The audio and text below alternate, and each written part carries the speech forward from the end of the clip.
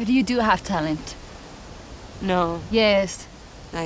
What's my talent? Quan a la passada edició del Festival de Canes, on Woody Allen hi va assistir per presentar mundialment Vic i Cristina a Barcelona, se li va preguntar què era el millor de la pel·lícula, el director va dir que una de les coses que més li agradaven era la banda sonora. I la música és del grup barceloní Giulia e los Tellarini.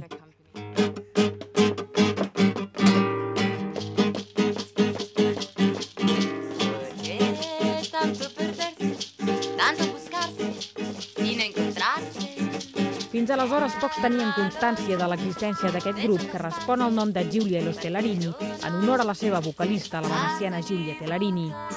Encara no han tret al mercat el seu primer CD, tot i que sortirà el mes de juliol, però van tenir la sort que Woody Allen escoltés la gravació que li van deixar a la recepció de l'hotel on s'allotjava. Nosaltres ja fèiem mesos que sabíem que dos de les nostres cançons sortirien en aquesta pel·lícula, però no ens imaginàvem que quan la pel·lícula es presentés a Canes tots els mitjans ens tirarien a sobre. De fet, clar, ningú ens coneixia i tothom té curiositat per saber d'on hem sortit i què fem i qui som. I estem una mica flipats, la veritat, de tot aquest circ mediàtic que s'ha muntat al voltant nostre.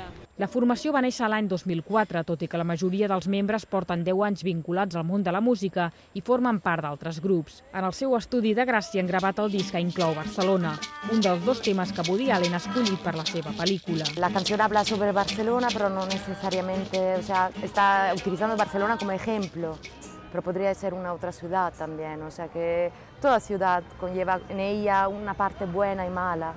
Entonces, toda ciudad tiene su ambigüedad, ¿no? Es lindo vivir en esta ciudad, pero al mismo tiempo hay problemas. Y eso lo entendió él también. Pienso que con Nueva York pueda decir lo mismo. Y la parte que le gustó, yo pienso también, es este toque de decir no todo es blanco o negro. Ara el grup ultima el llançament del disc que porta per títol Eusebio i prepara els directes que serviran per presentar un debut de pel·lícula que unirà per sempre a Barcelona, Giulia e los Tellarini i Woody Allen.